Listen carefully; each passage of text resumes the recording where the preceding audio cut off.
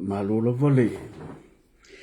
Malanga manuia ya po soi fu manuia le fu vai ngole fiafi. Manatu o. Ya na fu wa a matanga fa nga solo ia va ngole fiafi. O nisi fo ia wa fa saungi malanga tu. Ia foi sim ka fao e. Ia fa umaile le nei aso wa a foi o le sa le I ka fao ngapo. Ia o te lo nisi o le ua fuafua ta fao nei. Ia foi nei fa umai foi pe fa sekseke le weekend. Ia ai po le ala vole to inga mea fa tino le afiafi. O le meta ua o le tātou maua o le aso I whamunianga a le tātou matai. Nisi fo isa whea ngai mga ruenga ua o nisi tangata whai ngā ruenga ongo aso. Ono aso o le voi aso.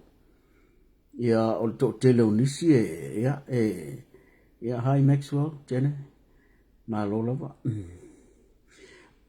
Anyway, o nisi aso o isi tangata whai ngā ruenga lima aso. O nisi fo tangata whai ngā ruenga ongo aso. Ono aso koe mga kua I aso ia whako akasau.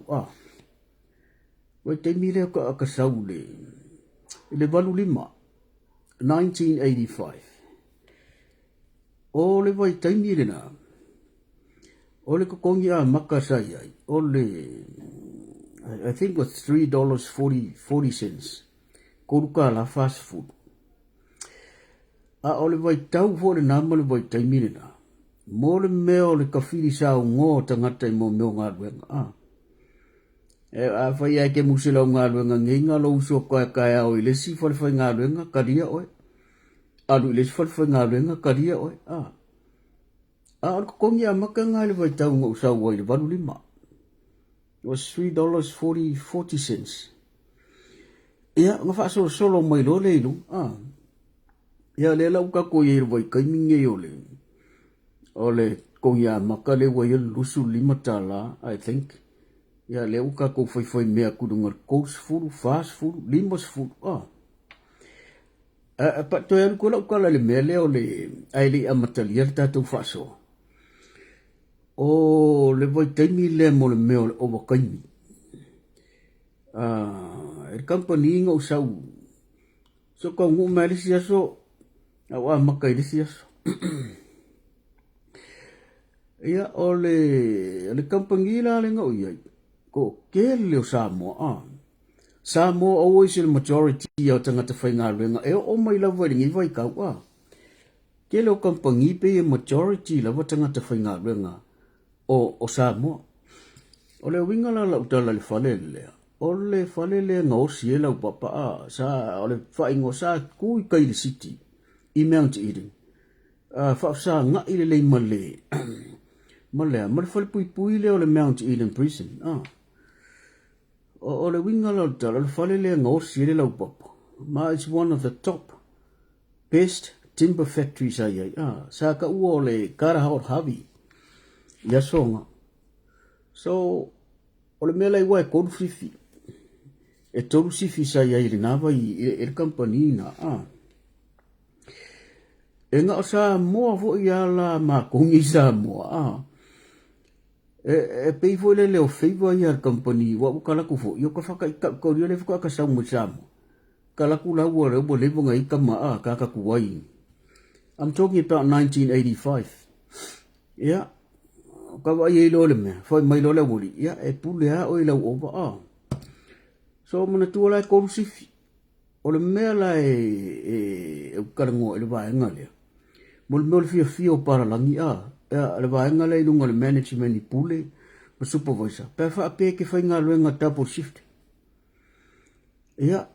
A whai ala e maualau maa losi alu wako mo le po se afao. E koru e sifi ke alu. E le wha ape mai le kampangi mea mo kaunga malolo o overwiku la ia o le mela nga ngo ka vai ia ka halu e fero ko e manga kua ka ke sau kai minga kwa umaka onga ka sau dole ia o sau ole tafle me o lai fit le me kai me kala wa ka unga so songa le malos ia pio inga la sa mako ka ku oi mo mo le au kuai ai vai mo le au kuai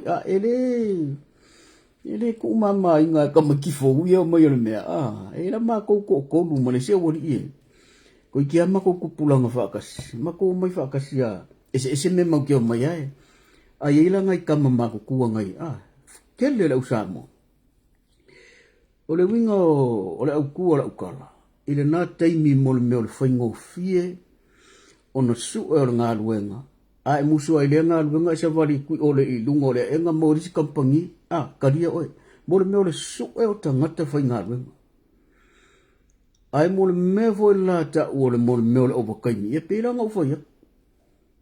So le mea la le sa whai e mā kou le au sa mua le ufa ta ia ile kampangi le. Oi, ia onga le mea la ngai koi ki kia kai kousi fia kanga. So le umia ngau mo koe mai koe hat. Ia ole au ngā nao le mea.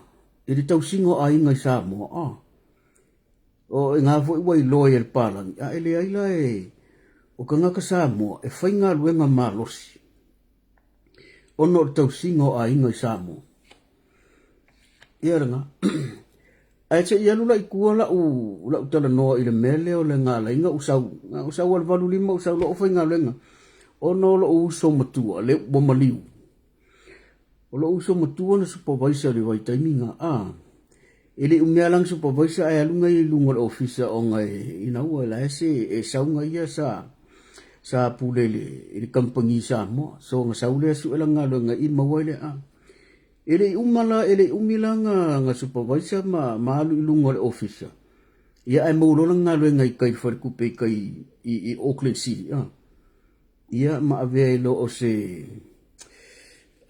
manager fo le mo me vai nga fai long anyway ia nga lu le nga ia ngo fo ale I le mele so o le mele le ka ro koi o te le lo la po ko e mo le vai kai mi ngi ia au ke lo o le ia tanga ta o le fai nga le nga full time ia ko fai nga le nga fo part time ia tate va ia mo le lofa pe a foi o le ia wale ko kele ka ku le foi le mele le ka iluanga luenga ia o le wingo le tala foi le o le lau faso solo ngo ka makua wata toi va ia ku le o langa sa saua ia pe fo le so fuanga le o ia ina i o tatu tangata ia a kongu pe le vanga o mai ia po le fo ia ta iluanga luenga ia ona ile purpose a foi o le tongi ngor mo kesi whai o le tau mo whaingo se, wha moe sa moe a inga, po le alaba.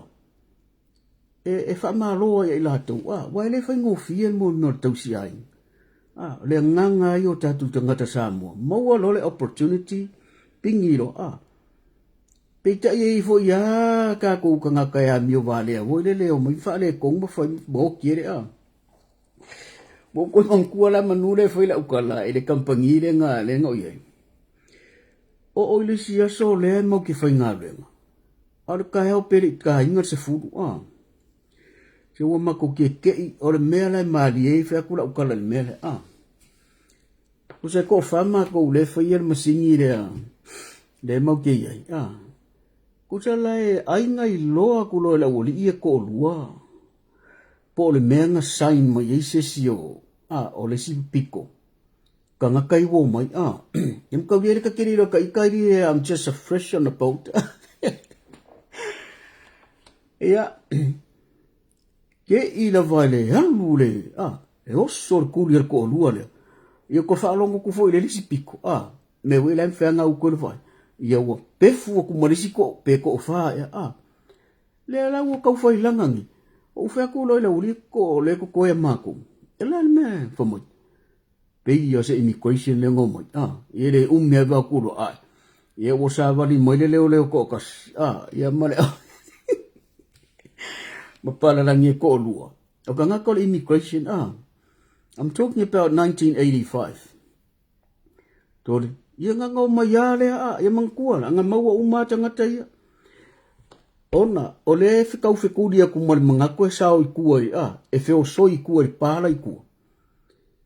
ala mantua o leo ele fa pe ba leo mo immigration na o mai leo drop leo le sipiko ikua drop le sipiko I enter my entrance ia le lai pe fu kula wa nga ia ona itangata wa overstay wa le umaku kala ngole mumu ona itangata wa le vanga overstay o tangata ia lenga over mai kai miro le valulua alera according to some of the stories fai mai o lea lavang koe fai mai le malo mo le immigration ni sila fai o lea nga misil sikseng le valulua o lai maua le vano le taimira len koe kakala mai ai e mo i wasa su e whakapit koe kakasamo ai toi maua le vangoa o lai ku mai le vangoa e koe waku e koe whale lei pepa at least koe fai whale lei la ko visa ia wa o tala ia koe mo muri ia e pe o ngai me maali e ngang kukupure ngā vai kai mire 85 so e whai o le tolu ta la fast fulu le tongi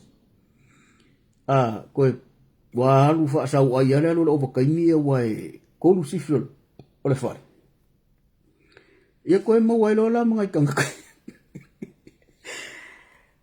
au te lei lola i nei kamari ia wale aku nganga kua ia ale era ua whai ngikara nganga fōlele pei o le lei o le pālangi le sa supervisor main supervisor ia wa peo ka whaalongo re kaiminga e kau le ofo e lunga i le general manager kau whaise e whainga le ngarngak i o air supervisor o sainge ia lau contracted sainge ia lau ngoa ma ia ona la o le lei o le pālangi nga se e pole ala le wako tangata e over e take out malo o nga e le lei le relationship o te malo ma tangata whainga le nga Samoa wa ai ka malo nga vai ka e o mai tangata ku ngu paralangi ko e me wa fo e faiasi heavy on ngalo ko e pisi ia e peila o nga build up mai le relationship o te malo le palangi tang whainga le bo whainga o fiele me nga pe sa watangata e over e mai akalia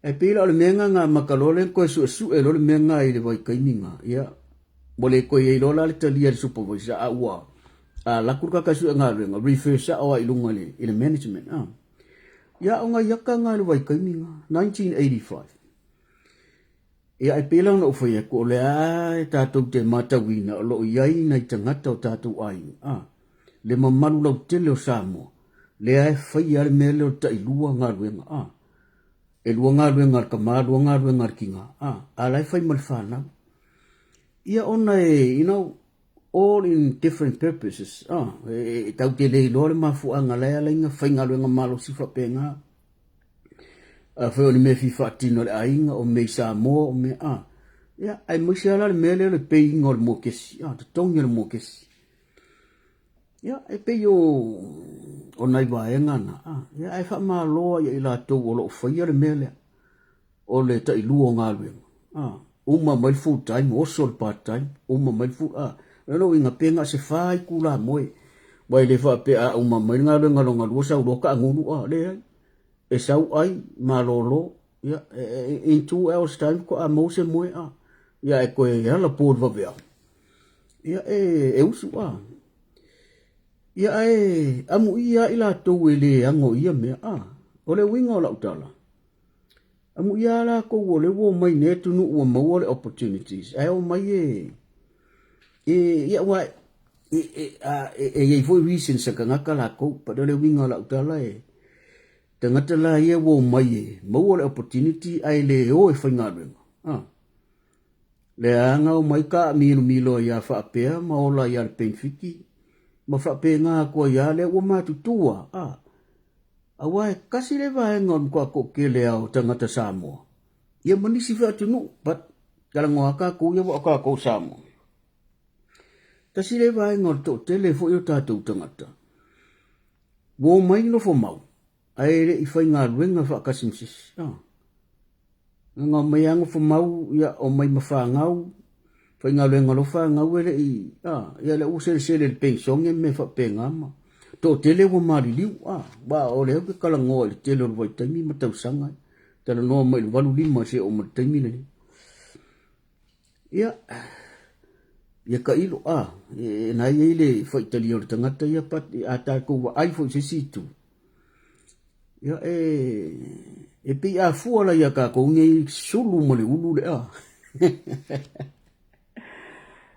ia le tatou te reiro pe ka ko ki sele spensong e pe ai ka ke fu fo le mo le mea ele le ilo ta mo le mea fa ka inga mo la ka pensong a bucho le sa ka fa nga le ngal fies fu tau sang fast fu tau sang todos fu tau ai mo tanga ta fo le sa le fa nga le nga sele mo le pensong pe fa le seki pe fa le seki fo le compare ai tanga ta ia fies fu tau sang o fa nga le nga ni atu ta tau te ia anyway le ia vea ma se issue fo le fa pe mai me o tala no fai po kala mi ia ai ia ma fu anga so pi o mela nga fo nga fa matongia ia ai fa ia le wife nga le ola nga sa wer nga ka sa wa ngo fo mau sa wa ma ka ia ia no mo se le fa nga le ke ia pensong ia mana tua o mela le pensong ka lia la ka pensong pe ono le ua o te tau sanga whainga luenga. Ia o se mea te tauna to se le ua fies fu tau sanga le nga afu e loko mua ulu e tau tua mo te toni la ka tax i le malo. Po a ia le malo le ka kou ke ngofua. Ia al saula leo tangata e sauele i kongia mo se la fonga se kasi ele i whainga luenga. I think it's unfair. Ele fair mo tātou ni tangata whainga luenga. Ia, ai pulea la tangata i whaikari.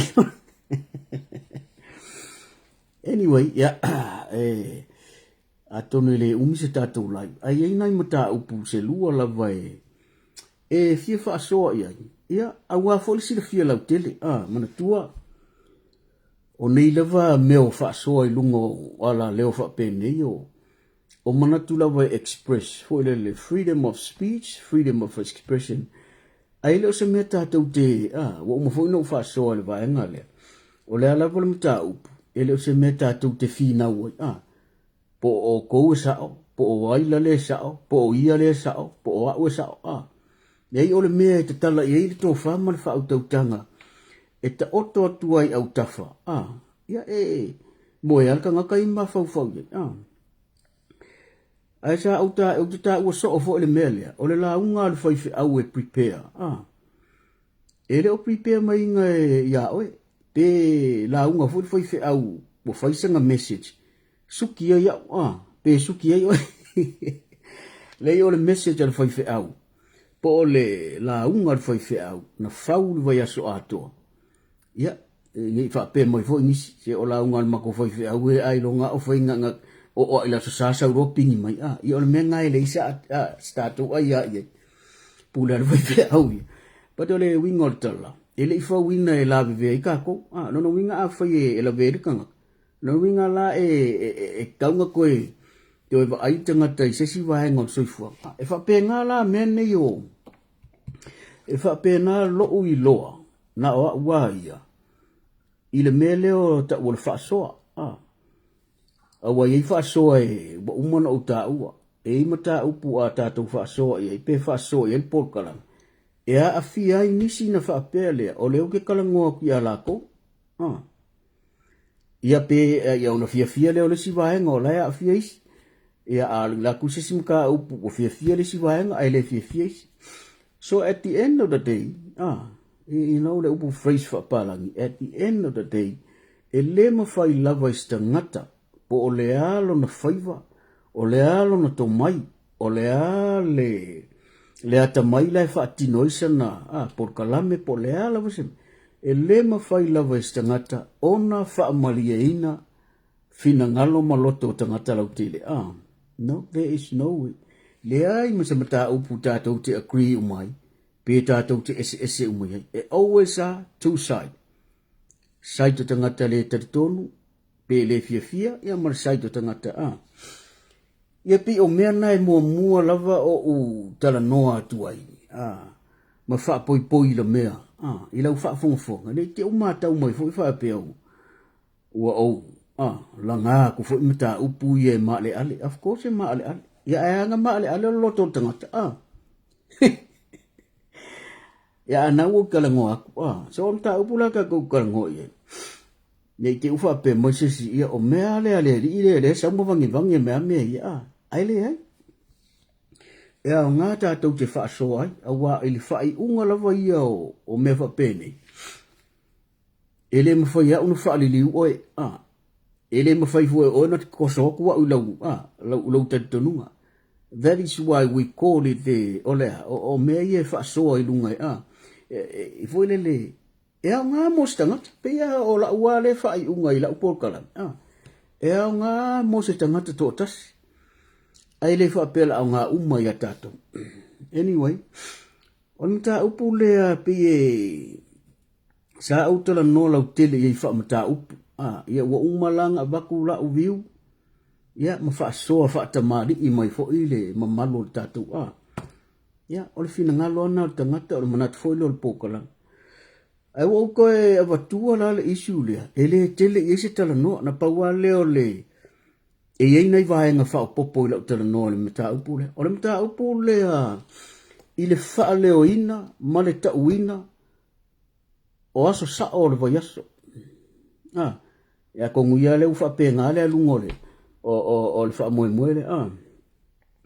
e winga la vai le va le o aso e lua o le aso fitu po le aso to nai po le sa pati ma le aso sa po le ulua yaso wa le ke vai ya kua ve vela vo ya ti peiti me ia wa koe ve vela mai vo ile le fa alingo fina ngalo ti peiti ono le mele tau fa ta oto mai le palmia le nga saule news o le va ai palmia le aso fa mamalu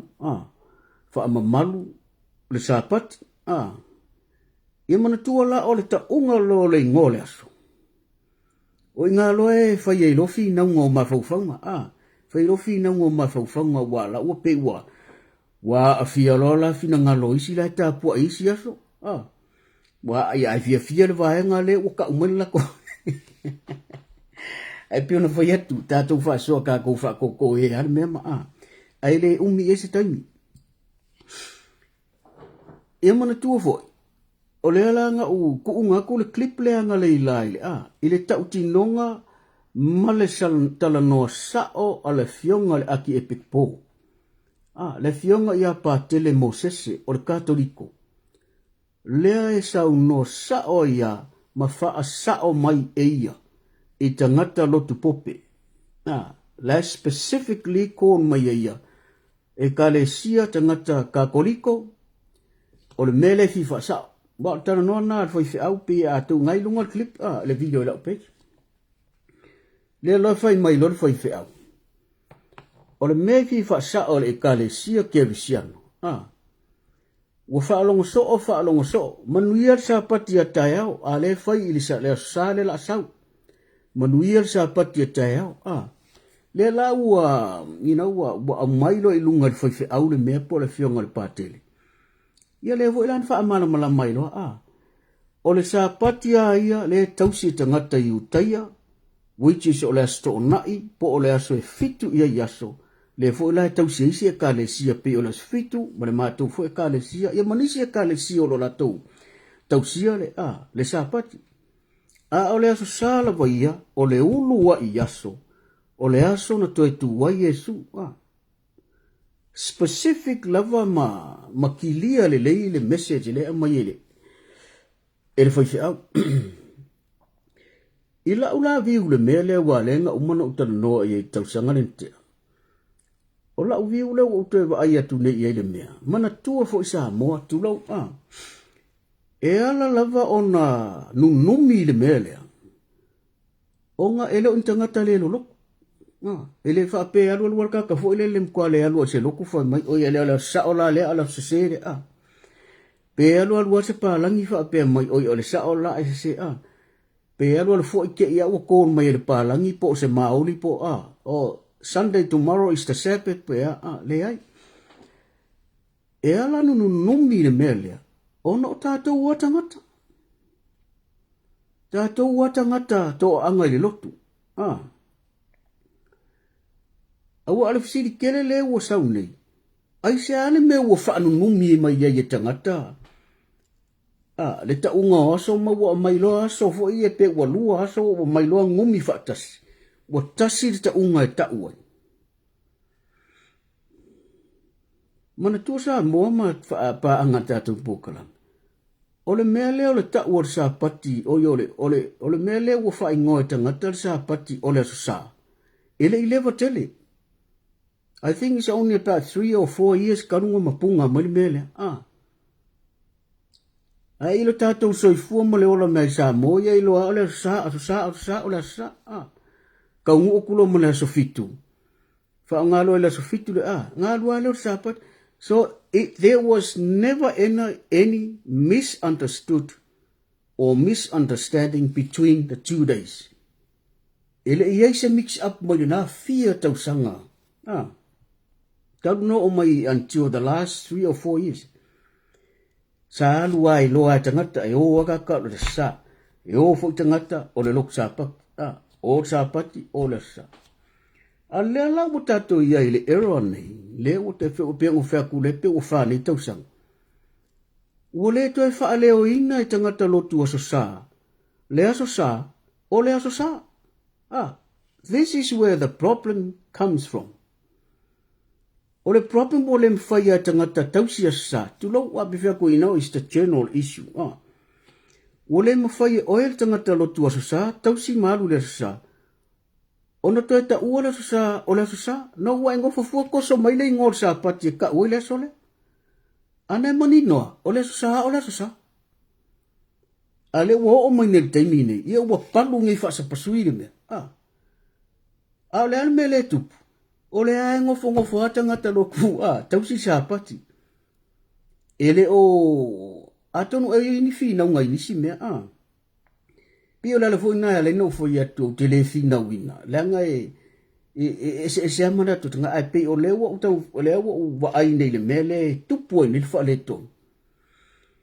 Ona o tangata lotu aso sa tulo afa pe o majority o tatu po kalame lo ko sa. Ia o le lau te tana a fai fo ila te le o a fia mele.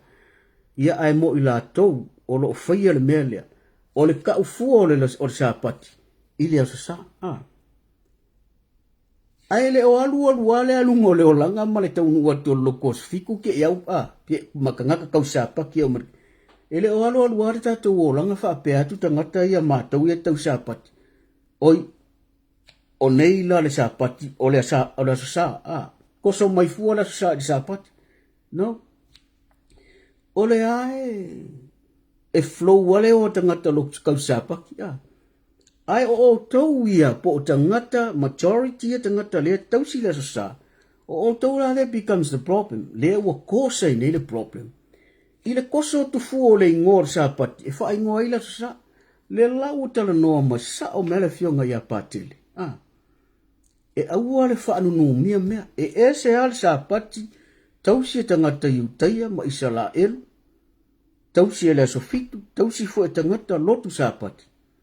E se le aso sa, o le aso sa, o le ulu e aso, o le aso au kevisiano, o tala noa nal foi fi au. Ia, e leila sa u... E mwhainga o tipeitinga le mea pate e au whea ko kere tipeitinga le awa.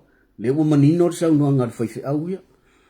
So ia whaamaruru atula ia au tau ia Ona ele o sau mai nisi mea o le alawa e sau mai tangata rotu. O le tau sanga le nga amakanga kupu mai mea 2 years ago. Ngo kusi ai o le tangata le sa pu ea tangata le sa handlinga le atono le whaafonga mai a wheo whaanongolongo mai po maua. Atono se taimi. Nga ukusia tangata le alupu e video le e kare sia e whakasa. So se mei sa moa. Por kalame le whakasa. Na o tusi ai. Malie lau whinanga. O ele u whaatupuina le atili o te sao le wha le tonu lea. Ona wa e tano wha ai ngoa por kalame le e whakasa. O sao ninga o le sa pati. Mai whea. Whea le ngu. Whea la wane nuu le sa alu le pu e video le pu e mai por kalame le e whakasa. Tasi le nā tangata tau whaasa sele sai. Ma o nā kasi whananga ngaka nā te leiloa. He has caused a lot of problems ile mele o le fa fonga mai a wo foi au e fa kasa a foi fo fa fonga mai to ina malolo manu malo ia le to te fa fonga mai la utana no o le sa o la ko lango nanga videos mai from the last 2 years kalunga makanga surface mai mele wa numi mai lo le po video le po kala me le fa kasa o le tu ua iai sa uninga o le sa ale nu le sa uninga o le sa a o sa uninga o sa pati ale nu a le sa le mea so you see sa mo le tele o le course o le problem o le mea mana tua fo sa mo te flana no so o le mea lea o upo le tunu e maua le fa le fulu e mau le matau o mela ia le kosa ine o le o ale to fa sa mo le o numi solo mea talu ai e tasi ale upu lafo e lisi matai apolo e lisi makai ma continue ai mo mua fai kukuila le mele o me ngo forfa sa fa i kongo le farsa mo e fai makai la mele we isa mo sifo tuto tas le a usa fa i umai lunga umkwale ai mo se mamalu mo sa fa i umai lunga ngo fo a sa fai kio ia tutuila ile fai ngo fo le fai ala mele we le wo follow that's exactly what is causing the problem me yo aso tasi tanga fa ku puor me koso mai le ngole aso fa nga ile sia le la wa ia le wona ole ala langa ya tanga lotu aso sa sorry for my wrong yeah o tai also but they are referring to Sunday before la ngi ola etala no mo tanga ia manu ia sa pat tai but it's not the Sabbath it is the Sunday. So I'm a fine to fa fo ia tangata ta pua ide to fa ingo sa ala so sa ile sa which no one changing. On a peaceful role on melia ma to alole mta upule ai pe no fo ia e maule fa lele maule mata. Ole ala wa makanga fe feu wale me wole mo fa ia tangata ona to ta wala so sa ole so sa le ole wa manga o tangata lotu te fai o oile fai ale mea lea. Ua mana na o tangata lotu aso sa. E kosa ku persa pati fai ngoa ila sa. But that is definitely not right. Le ai fai ngoa pea ta upela sa sala to. Tu persa pati isala elu ia matangata tau sia tapa. Tu persa paki la ku ua magele o sosia tufu ele ngola sa. E kosa mai i. Le ai. O to le asosi mai i e kosa ki o. Peu ai ka mai ia e ta ko Faasoa o mele the second most biggest problem le tupu ni le fa ale tu pelo lo ngona wai pe ona fo ya o o tanga te tupu no mai ka koliko e tupu mai fo ile fakasa o ngol mele o nga maka mai ngo le o nga sa ngo ni but o te fa malulu to fo ila ya I na ya uso ma ua inga ia o tanga te pātele mwhai se au maa mana ia uo matata upaanga o mata upua ia o le whatala no but it's one of the biggest problem le o te loa ma o te tonu awhi o le te mai mua mai I think it's about time for you guys to address the matter esa awa o le lava o tau whaafonga wa amakanga fefeu no mata upu. E le wha pe fefeu te. A le lava o le tau te whaafonga wa le mawhai e tangata lotu aso sa. O na let kaule ingo sa pati. Awe ase. Instead of au mai o sa pati ka uela sa. So ola ufasiri la mala utu o lalo ya au tau. Au whai ngā nuenga tau si sa. Ya au tau sunga I whai au o lo whaafalele manu. Fatuna pa ulia po fe la was ta fo la ya auto fionga I patele sunga ti akono isn't it the time isn't it this is the right time to address the matter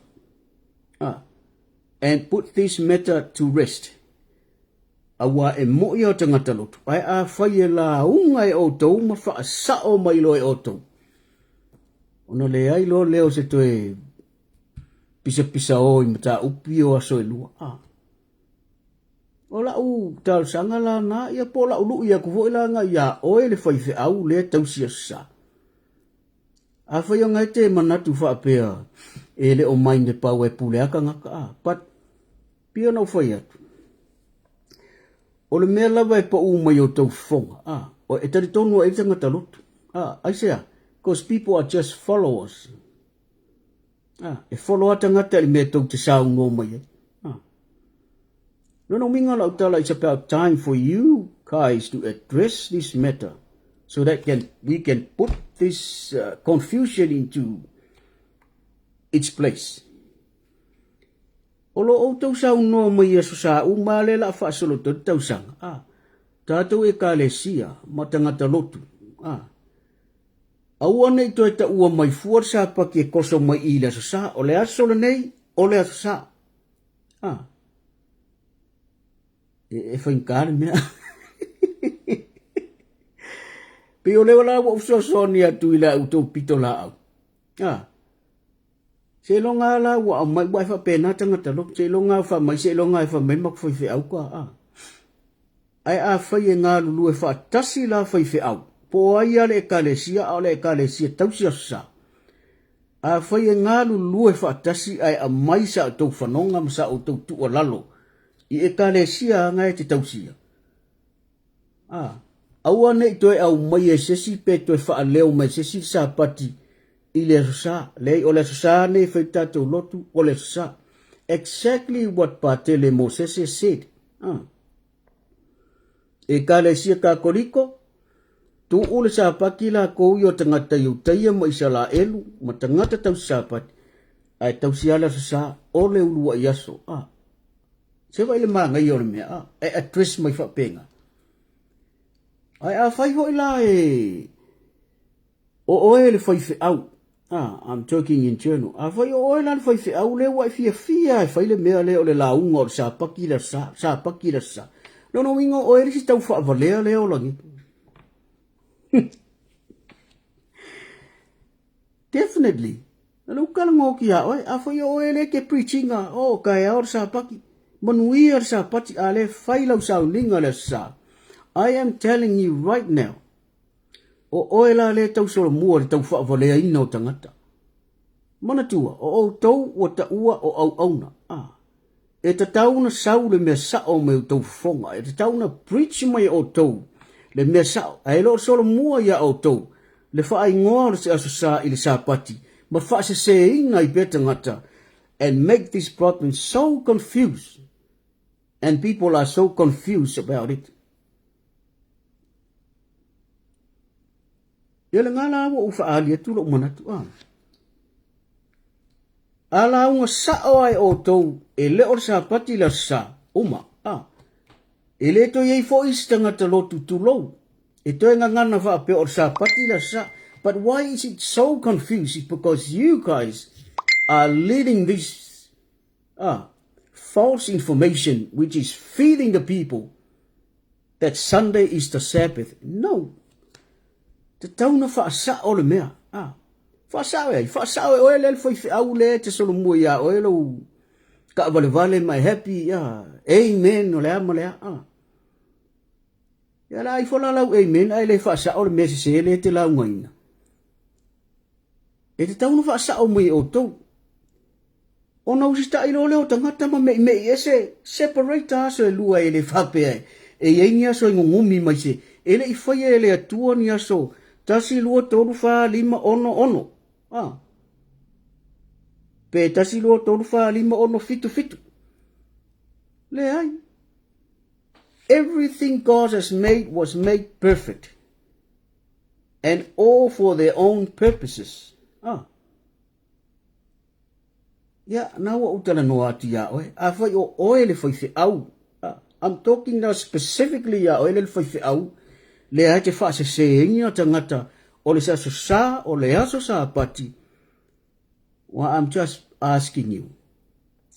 Adu ese mai na o onga se. Adu ese mai na o onga tau wha valea. Le anga o oela le ta i o le afi. O le te tau wha valea ina tangata o le kale sia.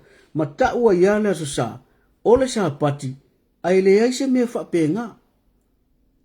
O le fesidi, wale anga le tau asa sa, wale anga le aso sa wala, ntu mga e koso, kut sa paki e wha ai. What's wrong with Sunday itself? What's wrong with the name Sunday? Wa yese wha le tonu? I don't think so. Ana wha apea o au. Ana wha apea o au le au te loku wale aso sa. I don't have any business to do with that Sabbath day. Ele se mela ua i fōwhaki, yeah. Kaya vota ko sa paki, yeah, you know, tau sila nei ti peita, a tangata lau tele ma mewe, e tau mai o e pe a whai te atamai. People are so confused. We're confused tangata. Talu ai tu wa o onga ele o tonu male sao. O ele whai au le tau solo mua le mea lea. Ia matatou ia tau solo mua le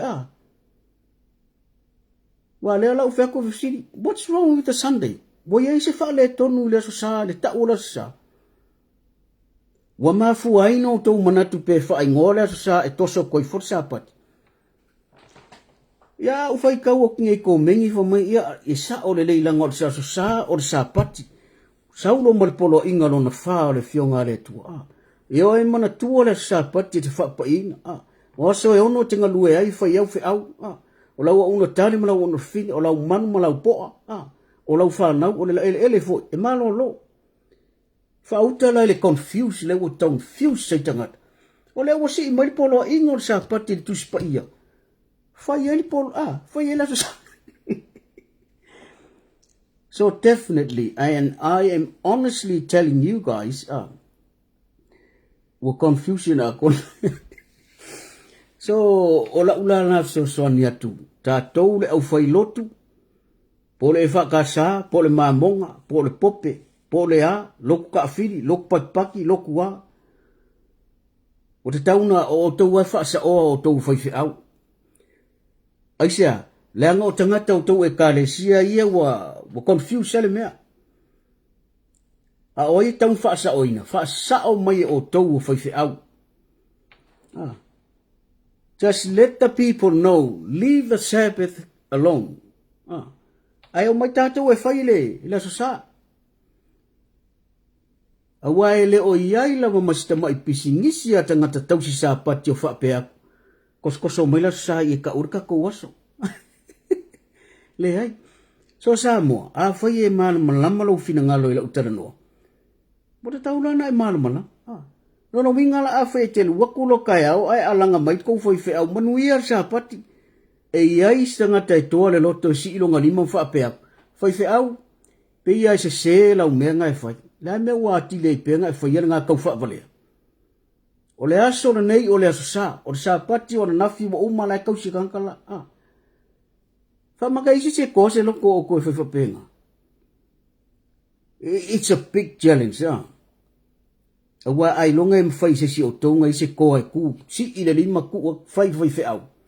Whai au, o le aso sa le aso ngei, o ang ngafi wa umar sa paki e kangakala.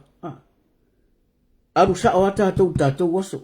A whape mai whai au e, kasi lau kala, wa iai se wha le tono le ingo le sa, wa la inga le mwhai tātou tau.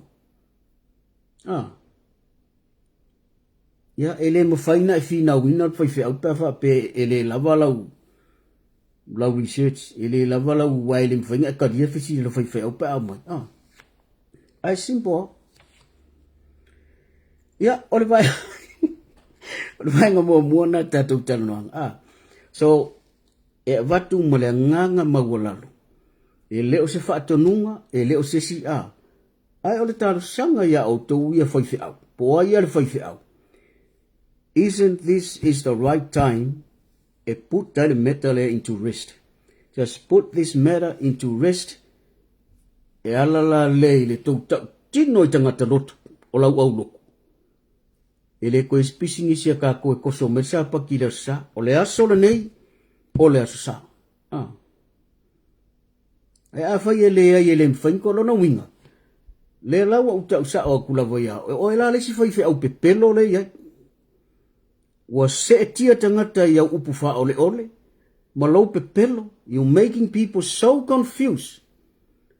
Wa usita itangata ila upu. Ai le usita itangata ila upu le tua. Aisia, o le avatu fa atua tuanga o tangata ia oe. O oe o le whaife au. O oe te tauna e tala no sa o mai a mātou. Tangata lotu. Ai lo tau solo mua ia oe sau whai mai o sa pati. O le sa le whai e tau e kāresia.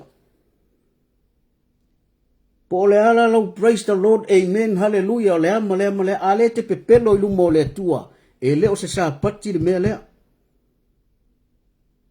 Le o tae hao le sa. Ia, o le na. Awhai ala e te le o langona lau tala noa atu. Ia ua umala upat. E so soani atuai. Ai dio la oe ma le tua.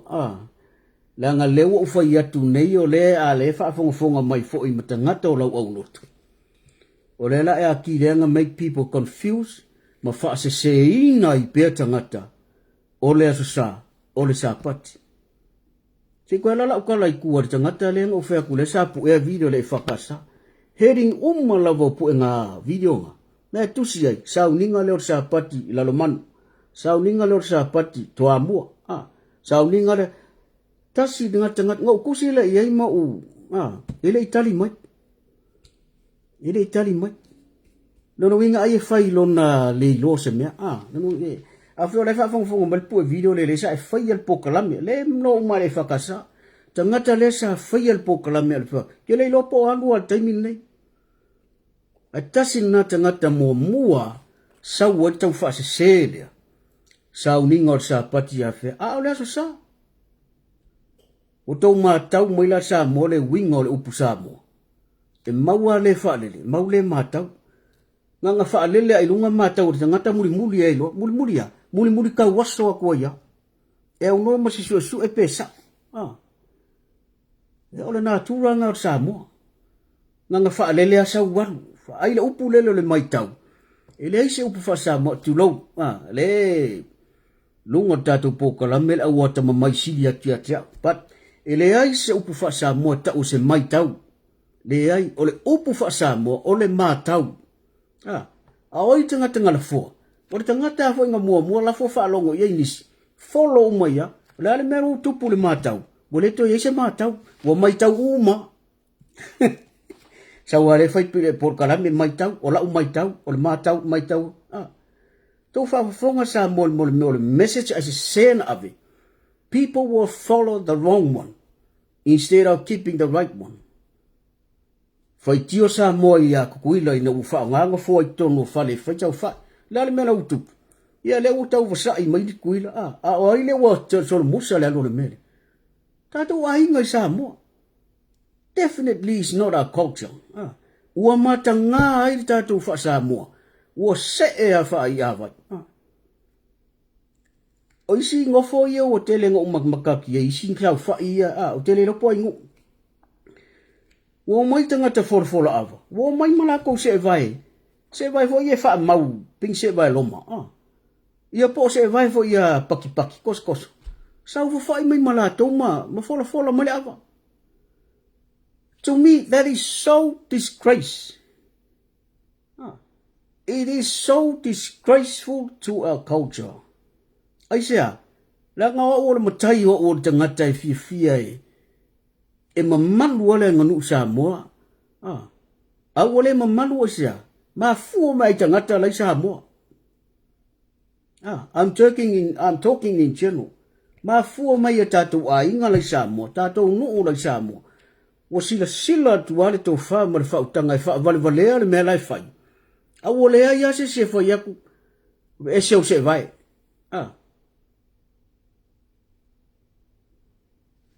Pi olo ti tala no whalau tele. Lesi lea mea wa so disgrace tato wanga nuu olea. Ole matai e forfola le awa e whaile ofu. That is totally a disgrace to our culture. Ele ai, from the beginning, ele ma whaina fola se awa e whaise of kingo, Wale ma whaiana wha pe atu le nuu. Ta talalo ofu langa ele, O Samoa e foi tu esea. There are lots of things o ke vai fa Samoa sui. Ia pangale nga tatou fa alia kua ole ko ke se o ai le utau solo mua i mea tau solo mua isa mo tu to tasi le ua follow mai mea nei fa ataita inga le anga mo tu pulanga so ai la se matai tu lo langa o te loa o ie la ngona i fo isi fa apea o swinga wa ai la se matai o tatou po kalame o lo manatu e challenge lo manatu le ufai atu ele ai se tangata e fola ina se ava ma se ofkingo ia faali mai lo finangalo faali mai lo finangalo tamali leo utana no saot afa yo ele ki fie fai mele you are so disgraceful to our culture wo faale nga ina tatou tu mamalu le ai em fai me ngai tana no langa e sa learn my your grandfathers mutangata mat o te lo mai me e fa matala mai sale ale ala buka maku ka vai ku so le fai me tanga ya ala fa ta oto le simuta upu le langa o te lo le wa se tana no le vai ngalo le nganu mea yo te o tu na le o uma le kale si le fa so solo mai me le nganu e fa umata tu fa so but atonu e nga mo o le fo te sila isa mo mata tu va ai mea ua tātou lei loa. E ola ia tātou whanau ma tala wau ia stupua. O le manatu au lātou. Ai o le whainga leo le mea. A lea la ua whaafia no ulu i atu lātou ia tamali i tu lou au tau tamali ang. Le vsenga o tu la whale le au whaila unga. Le lava ua whaafaa e au vidon tu atu i lunga. Ai leo ia siso tala no mo iei. But le lau au tala no laiwan. E mawhai na wha malama mai o tau e whai le mea lea. O le ufa atasi o le to'o, ma le au o le fue, ai wha ta oto i lalo lau o le fue. Ma e launga, pe te talia fo le launga. O le wingo le na mea. E iei se wingo le mea na. Po o le mea pe fo i lava na ufai atu. E mau a le wha le mau le matau. Lea voi la po o ai tangata mua na whaia le mea leo le u whaatasi o to'o ma le fue u le au e whaatau lalo na launga matali mai ele launga asistanga. Lea voi la ua follow ia tangata. Ia ina ne imeane se sea. A le la ua ufisiri atu ia oe. Oe le te whaia le mea leo ke vai le tele o mea ia wa saune Samoa. O le sangale le u sau oe. O ufa pea e launga. Ia le lala kwa uak. O tere iwa ai se me fa pea mai o grandfathers man vai tau. O so ula ikiki a kalangoko i. Ile ai fo se me fa pea tupu matou nu isa fotu. Ia le lala ufa ngal matou nu kalangoko le mea. E anga o la vea. E fo tu ese ala vea ila na pou niu mo na fa sau. Ya o kele lo po ya o professor wela ko oma o le lui o le vea ia tu eselo na po ni mo fa saulanga la saulanga fa penga specific to o le vea mo no fui mana fa sau mela nga le te fisilia to ya o to le faia le mele o le wingol mele o fa peto to o mai launga no winga sa silia i ona ava ese le la utala no la va uia but anyway atune mo se tali muri sa sire na awe te la unga fua ni to o ma fua awa le ke fa nga ina ai ku ke ngo mai fa pe nga ma ai se awa fo i wole ai se mamalu e le fa pe fo tu mo le nga i fonua ya ta to nei tu la fale ai se la ngor to o lo to manga o le fue tau di tau au o le va nga mo le fa utanga o le launga le na. Ia mai la launga fa ki ko la lo fa penga u le fa pea.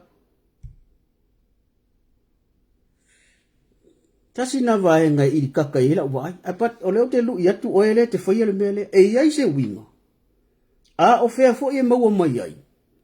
Awa o meia le o ta se ina ai tu pulanga ie fai ai. De vo la o mai ka mai ki fa pe o ele ila al fai nga le launga me u fa pe ma. Asia, wa fa se ina mai tangata na mua sawa ya mala. Wa yo la singa le ye wala to fai. o ya ulai o o te whaia te talale, o te ofo i tangata i le vave. E te ofo tangata i le vave na attracti ko i ngā mea whaapea. Ai le mawhau whauna ia ni mea sa o na sau i Samoa. Ia ngā sasa solo ale alo launga a le tau leu, lalo leu lo launga. Ia le alau whai atu ala umanatu, ele i se whaasa, ele ai se taanga whai launga whapena. Langa o le pau ngiwa Yesu nui lalo le palpala. E mau le leila ulue mai te to'o manga ie.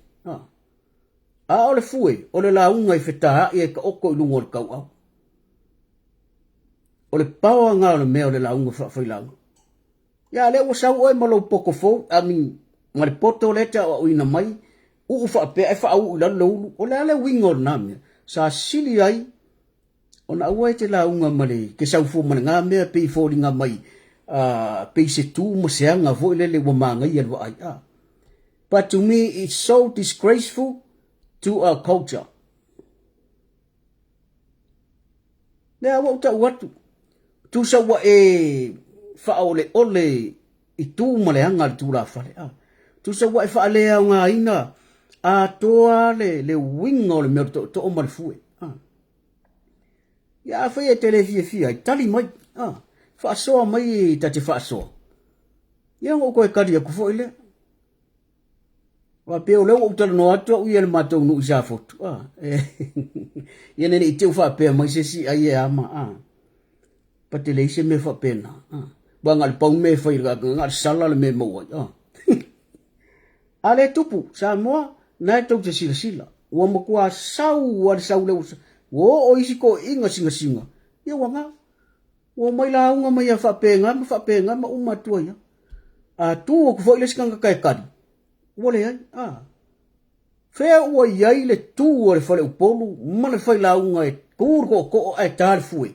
Whea le mea ua iai le mea ngā. Wa kia ila pisi. O le mea tonu ana o whai atu wai wa tau walea la le la unga le whale upolu ia oe. Oe le te whaia. Ai a whai te whina ngā le saa oe, Faasoa mai, Le utala no saa kua le matai ia oe le matai le te whaia le mea lea. Ai a whai se, ia wato e whaia langa e, o le mea na ta o le wha se, male ole tupulanga.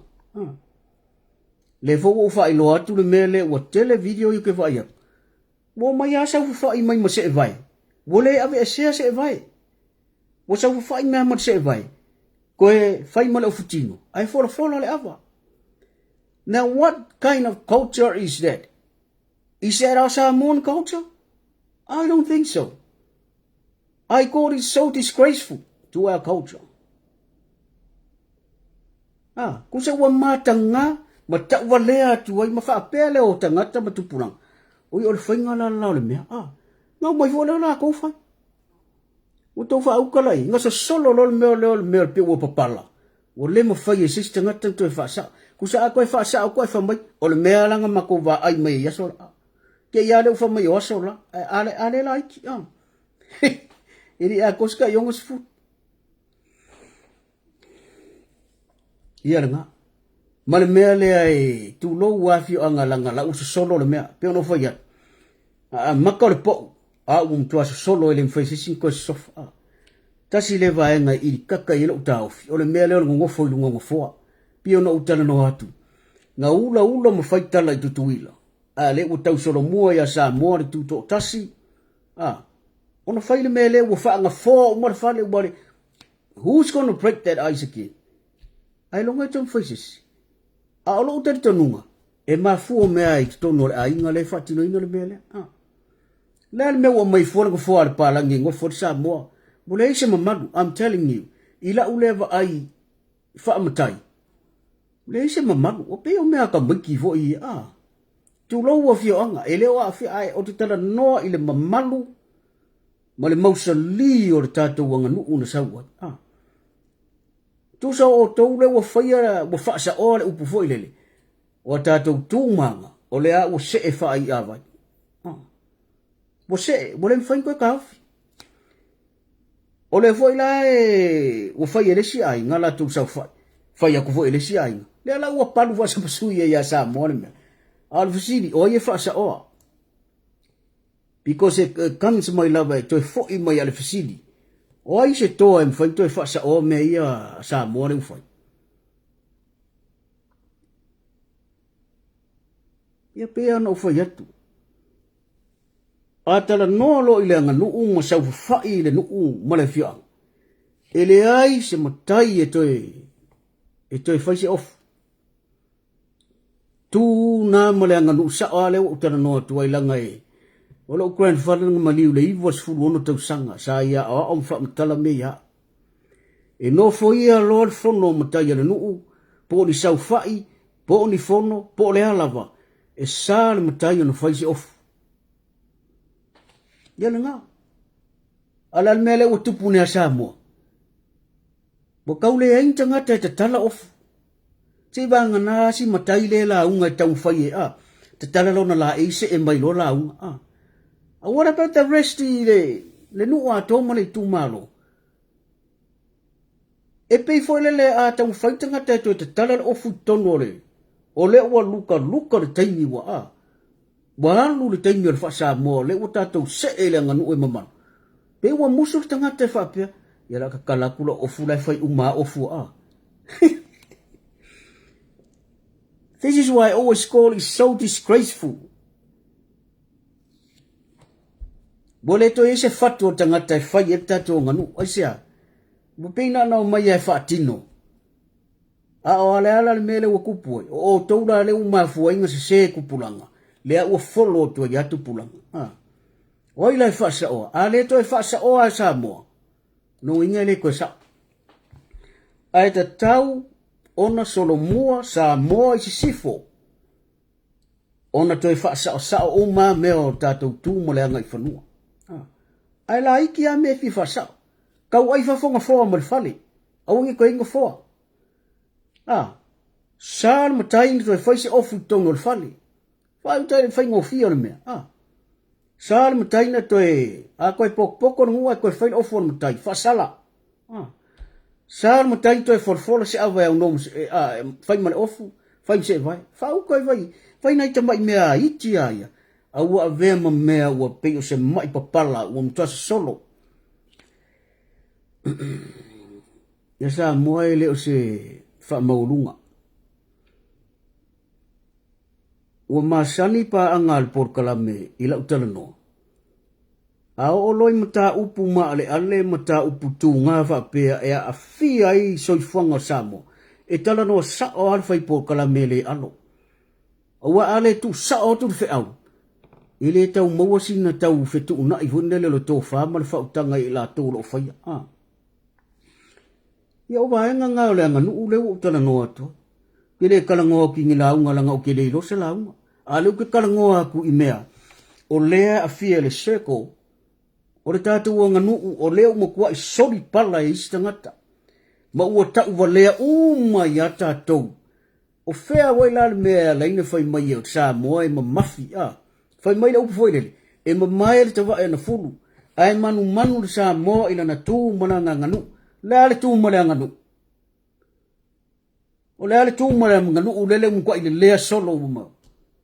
Wa maka ngā ma le toia o ngā. Aisea, ma fua mai suinga I utalia Samoa. Samoa I sifo. Ai longa o se ato e fai ni sau fai E to ala u se banga na ma to sau fai tu lo. Sau fai ia sa foto e fai ai lalo e. Tau si ala mamadu. E le ingo fo e vaku fo ko. E vatu pe ala ngu e fa fai fa ta inga langa e ke fa pe mai o le kala ngo mai le I le fe ma fe O le nu ai ta ofi le to fa ma le fa utang. Ta ofia I le mea na sau ila le anganu. E fai foi ala tu wha moenga. E mamalu, e matangofie, e manaia. E le lei.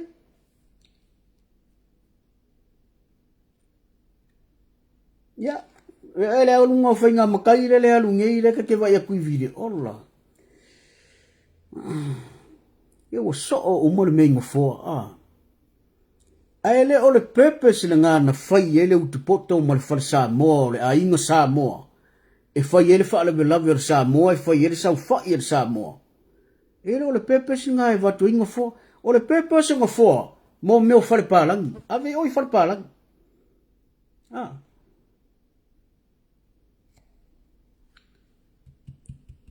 o le purpose of Samoa everyone has to sit down and respect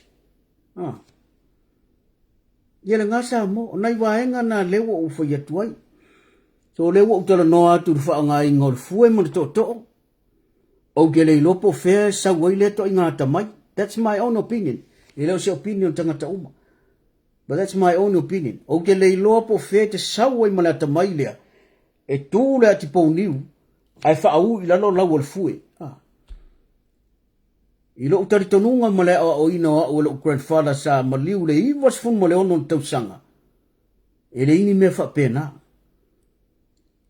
ele ingi me fa pena langa afa ta o to oportuna fale ona nati po niu male fa sa o sunu ila malana la unga e feta I fa sa po niu male fa sa feta ilo na fue fa ta oto I ele e mai e whaki ko ila lo. So I'm challenging you. O whea mai e na tū mana na hanga mata ngā whapenga. Ia li liu mai I tono tātou wharsa moa. Nāl mea o mai fuanga whaku ila le o tātou walu mai. E iei se tō manu te tonu a inga I taimi nei. A whea o le whafonga mai au kai au whai ko ia o. Aru vea so le whai atu ngofo. Me le tal nolo ye matai o tu ai. Na me fai foga for ka ko sa fai ele fai la. Ye paula nga me fai ko fa mai o me ale wa lu e manga ya ma O ya foi manga ya le foi maka nga o le sia nganu. Fel ma malu le tu ole nganu. So I refer ala utala ya o to ye sa mo. Ele se mo ye ya tato nei lango tato nganu o telling fai nge fai ngofo. Ko so le fai tonu fani o hol but o le kau kipa e kalesia e sau fai mo ilalo se va nga la u fai nga re ngai me a be fa lo le kau me ila ti che tu fai man la ko ka sa mo ale so mo mo se no winga o le luia le fai po kala e luia tangata le sa mo la me wa le nga ti li peno fa se ina le tu ile mai ona me e pe kau mai fa mai se o ngai ko inga o le fai nga ngofo Kiki ako pala uba. Tulog sa mo, Lea me kau mikai, may nga me fay mayaw lem fay nga ngofor ko ingay lan.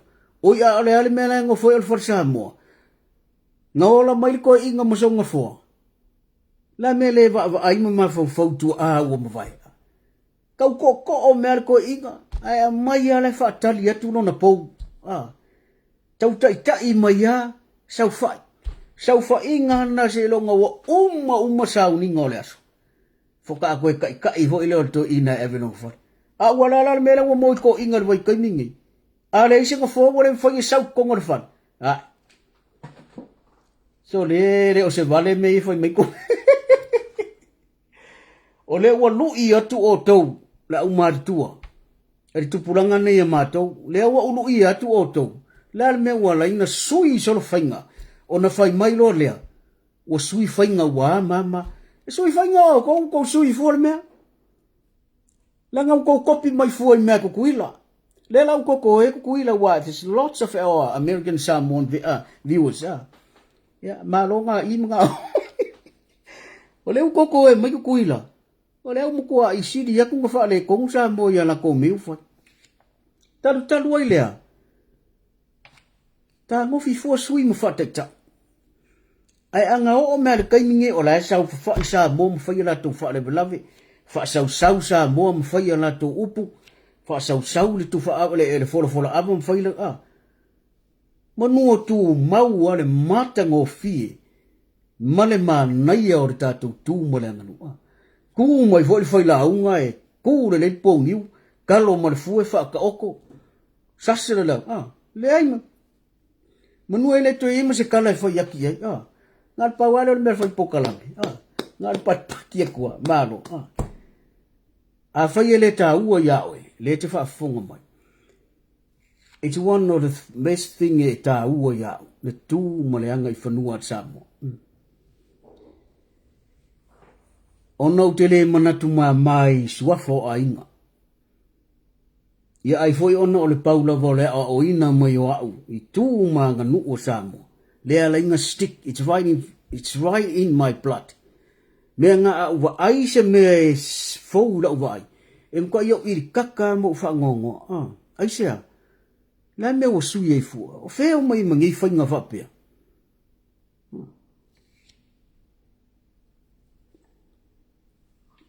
Nena lewa tupu el wha le tono mea. A o i maa fua mai ya ile au maa kukua. Ele o sui atu el tara e tupulanga ia tātou. Leo ka ionga sfun mong kupus mea ia. Por kupulanga lima sfun mong tupu lea. Ora sui mai runga le mea ali. Awa ko inga nga ao nga launga. E launga ile o la tauna e mua me whaasolo. Ele o so kwa se makai lai kikio se ainga por se ngu ke iau wakua laku au mai ngu upe amu ne. E amai ai to ing. Le ane mele u fai mai ko ing. Le wa maka fai ngau mai ko inga kuku mai whapenga. Wala unga mai ma ele nga ka le wha au ila lor fui. A wole to e ka kala inga se ofo sesi. To me, that is the most disrespectful thing to our culture. Pe o oe to ina, po oe o matai talavou, po oe o le alava. O le tū mo le angai whanua. Ave esera ula e. Te tala esera ula e. Ia alanga le ua whasaua ile mea. Wa le to iei seisi e mawhaina toi suia. O le ane mea ua tupul po kalame vo ile lenga whaasa vali mai vo ilisi vai kaimi leo po wa lima nei tausang. O lea, o le whala ula e po le whale ula. O whea wo ia ia o onga nā me, le ima se meo wha ngā inga sesi. Le ngau me waenga leo maulolo manisi wa mariri. Sa wha pēa o le po kalame na e o mai. E to e wha ta oto ile O le lal meo kako maua. To be honest, ila uatala noa.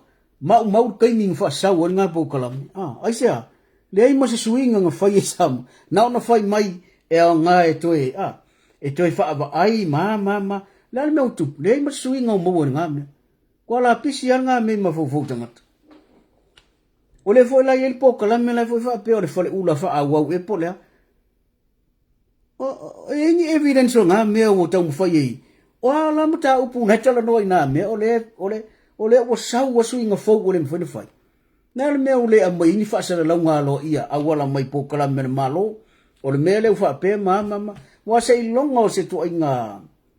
Whaasara launga wha pēnā e wha awala mai malo po ai mai Ona wha pē mai lole a me ole mele I think a tono e tau sui Pato la ua tala, ua le mawhai ona toi sui, o lea ua kako uo si sapa ia wha pēa. Matato wale tono e wha. Ia a whai ua e toa tā mai mai lo manatu. Ia o te asua tu vai maru po e. Ono o mta upu ne o mta upu maale ale. Mai fefe foi tangata e tala noa ia. E fefe foi matai e whaali o la tau manatu ia. La ufesiri, ai sea. La mela e pala ai e ma pēla usi si o e ke kalangoa i matai e whai le me whai. E le isa utala e whai matou nuu le angol matou nuu le ki pinga mea ia le mamalu ia. O le tele o fi onga tu lou. Pea no whai atu e le ma whaina sa sofa whai po kalame e tau whaman whautang. Ai ma whaina watu le tu alalo, ma le lui ia autou. La mea usanga paru e wha pe wha le au ngā nei mea. Ai le toi fo il mea nei. Whai ngofie. Wa ai ngofo ia la whai sau whai kau ai whafo. Ave oi whale palangi e whai ngofo, o ngofo, purpose ngofo palangi, whai e whale palangi. O le purpose o le whale Samoa, sau whai e Samoa. Ia a whai whai mai ia o ngai ko inga o le whai. That's a lot of rubbish. Ia la amayangi ko inga ngai ma ko inga ya so lai pe ngo foia. Iwas furongo tau sanga o grandfather ngat pawal me fio oto inga lang po sa fa ilo. Alu lor fong. A foia la luai ku lam ka upu kalango e sa fa ia to in. Le ai mo se complain. I was full mo tup tausa. Se lo nga wa uma le fono failan sa unuanga fau. Ko mai go ko la ko tai tai le matufa. Ale foi mai ko inga ale wo mai ngi ku pulanga ko inga wai foi mai ngai ko inga ole fainga ngofo. O ke iri kaka le mele la ngai i faia fa pe na e tangata o vai tau o matu to ina me ia. Me foi ngai ale ina malo se kula o kalangoa. Wa sui a toa tu manga mamalu Samoa. Ye wa pe ia fa ta longa i vai. Ya o te le tana no lai me o la unga langa pe no foi atu. O te le lo la unga. A o te mala mala mai me ye fa tino ia. Fatino le tātou tū manga nu wale to yese mamalu. Yeah, you know, my words testify dai o ko I mea leu tātou wawa ai ai. Sau wale sau fai ngofoa. Sau le sau fai tomu ngofoa. Sau le sau fai komu ngofoa. Wale ai se sau fai e. Ai longo ko I sau fai ko sau nunca vai a kue wale se ngofoa. Ai se a. Wa topi le mea, wa kopi le mea whavolea le nga whai e. So o tangata lai tō e lau pūlo. E kō lau pūlo o tangaka kukuila. Wa o lau wa kō e nge lau kukuila whape mai. Whai mai whai o Samoa I se si whai. O le amatanga mali o le amatanga mali ma le whaavae o tū maa nga wha Samoa. Whio iai. Ia amkua maa le pelepe sala lau kasi. Ai sea, kanu ele muli ai me fa le tonu. Ia o se manatu na Samoa. O te tari tonu lava. Ia wa atele le tō whama le whautang. Ia le o tala no sa o atu pokala me ia o e le o le ai whalau tele. Ai a whai o le te la vea ai tu lou lava le mamaru. A whai o le la vea I tātou le whaia. Ia o le la le si me o le wai whafonga mai lau tala noa. A tono te tōwha le leili nei pōma whetu una I lau tōwha. Eoi. La ngai whai mai upo e whai ia autou. O le tōwha e whetu una I mo le moe whealua luat. Nono winga. O lau tōwha e whetu una I to e whai sui me walea ia watupu. Mo le moe wha aluan o le tūla whale. E tōwha le le ia la le tamari. O le tūla whale. O lona moe wha alu e pia o lai moe nga kui foi le aisia. E nga o lai whau lona la unga te me malolo. Ma foi ele kusikusia e o lai whau lona whau tau. Ko a whaila ua e whaafonga mai tō tā mai le whai pōkalame. Tama o le wau sā le tala no atu. Ia. Whetu una I le tō whama le whau tau. A whai te whina ngalo se kele la ukalangoa. Ia. Fa malu no what? Ai au mai so fina ngalo I ta upula ia wa racing up. Ai a fai nai te fa fonga mai e sa o le lei ala utala no. O ai la suia. O le siri muli ana, o ai suia. E o mai le singu o sui me al tatou no. Pe fa tari tatou no se sui mai o ia le paka suia kulota tau isa vai. O tau fa pe na le fetu nga ingol me pele ai. Nea Yesu ia tātou. Awa tātou te whaatari, sui lo tātou. Toi au mai whaavae o mea tonu, mea sao, mea mamalu. Toi whai ele amatanga o tausanga ni. A whai ngata, o na mata upu mana, ia ngai tau whai lo tonu whono masina. Ia ila se toa e si ilonga ni mai whaari le mele I tono le whono masina al kongu. Ngai kuli mare I koe ke ufake O le pona na le ua ia tātou. Le pule la afifi ao tātou fia. A tono le mea foi na e whaafefe e tangata e whaari manatu. Mwanganga afia o finga ngalo o kama se sela e foi anu. Ke ia ua kuko o le kangaka le e whaake Taru ia, ele fia le manatu le wat. Without any consideration. O le upuna whapalangi. without any consideration. Ke ia o fa tu fa ke a o le sau men fai. Ai fai mai sa o mo na tu fa vale vale. O mele le tu pune tato. Mo pe o manatu ai le tu fai na yesia no. There's no room for consideration.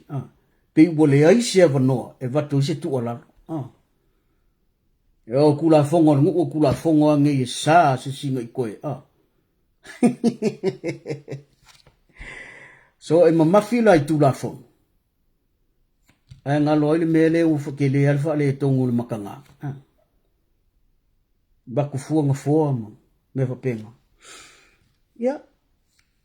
Talu wayo no le amatanga le tausang. Atonu ia nga i sitanga.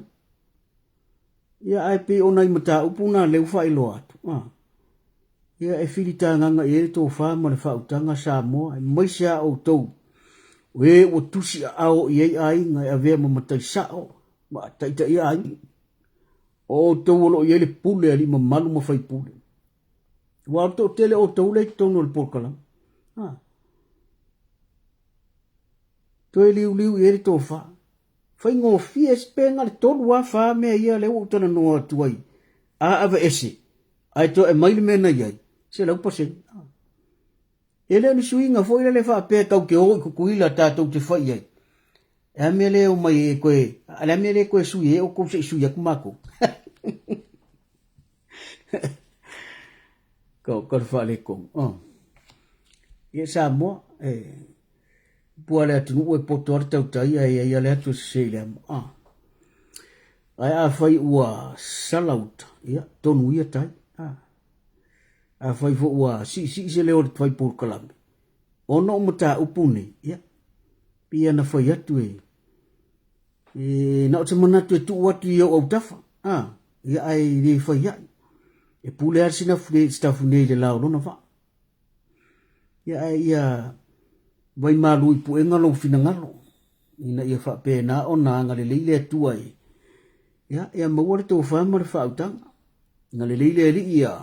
Tai au fo ia sauni ngō le sa. Ia le ngale leio le tu. Ia wha munuia lava le tu ai mea tūlanga malava male whai unga le weekend. Ia malam telefon nawa ia so atonu pe ise mata upu tai au. Ia pio nai mata upu ia na fia Faasoa. Ia le ua mai ana Faasoa. Te wa ai atu tangata lea e komingi mai e le se page. Le tangata no ia at foile le Gmail BIZ-Y9M a whai o se tamaloa po o se whawhine po o se kamaikiki po o se talavou wa ai oi a o nga o whetu uina oi e ke male pelepe ai lunga lau ele ia ai o lau manu watu ra whaafonga al pokala me e sau komingi mai whapenga. Vai ngā oia e se lau pokala lau komingi. Vai ngā oi pe o leo le mangu, le eiso whai ai. Alu e whai lau kalanga i lau ki ngā ma lau ka mā. Lau uso ma lau tō whine. Alu lai ave mea nai whawhao ia i la tau pe mwhai ngai whai a. A ua le eiso komingi le whai. Sa ve i lunga mai alu ese mal pokala me. La me ke sau ai fake page. Me ngai lo mo meo kamamangu. Le se fai ai. Ana o le ava nei whaafonga Samoa ma pokalame ma paanga tamal wasa. Ia wa lengo wa manu tu waku sa ukala ke lea ia oe. A lea la wa o tu oe ma o ia ku oe i. Oe lea o le at BIZ-Y9M. Nga oe le te saulunga la pokalame o le Facebook. O le YouTube. O le o ke ia le whaafonga ma komengia pa angai lungo le Facebook. A oe le te sau i le vaenga le atunu na te ngai fo ia ia. Tātou pa angai lungo le YouTube. Ia. Se whai ngata mo le meo tai whau e fiwa ea o mo le meo le uli. E le poko langa mo le meo le manu e le se whai ai. E o i la tātou te manatu ai tala tō ina pēa o kai me whikai. Mai, sorry. ia nga o se tai fau bo ka ur ka fau le fa lo a le ngo sa o me o le maile tu lo ia na o se maile o poko ia o le ngal ko mingi le alo ave me na ai mau makua ave mau to fa fini ia nga lo le pekinga la no wa sa wa fo pola vale mai e se tala ala vea o se atu no ngol pokolam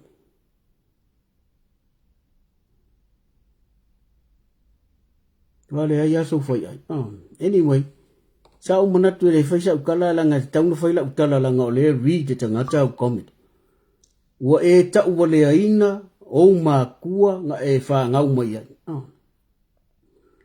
ya nga o foi nga mol me mangu fa pe nga lang kalango alo tala no fa pe nga yo ma kua e o ke sa uti tala no mai nei i rio ina tala no na mai pala vale mai ngai ele fia ngai mo me o tangata na fai ele tua ye fai ai mal me o manuel se fai ai ya nga pe ke la fi mai ko fake page ya na o tu la utala ya oi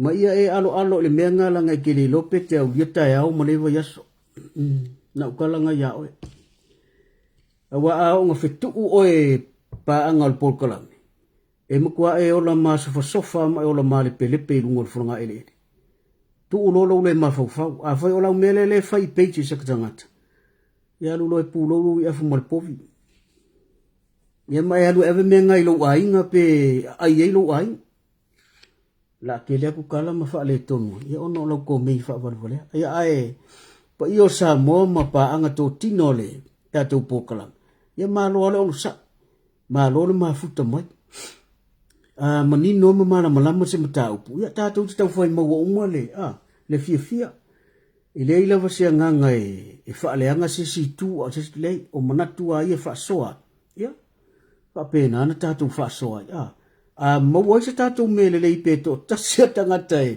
e ta ua nei Faasoa mo ya tau ina ve se vi ingole tu ai la tatou tu wo tatou te mafau fau e mafau fau wata ngata ia i me utala noa tuai pe se la utala noa ya po le se si vai ai o la ua le tala noa o no te vai lo se me fa le tonu e te tau ana Faasoa e fa tupu o manatu malangon e nga le tatou te aru luma tatou te le o tu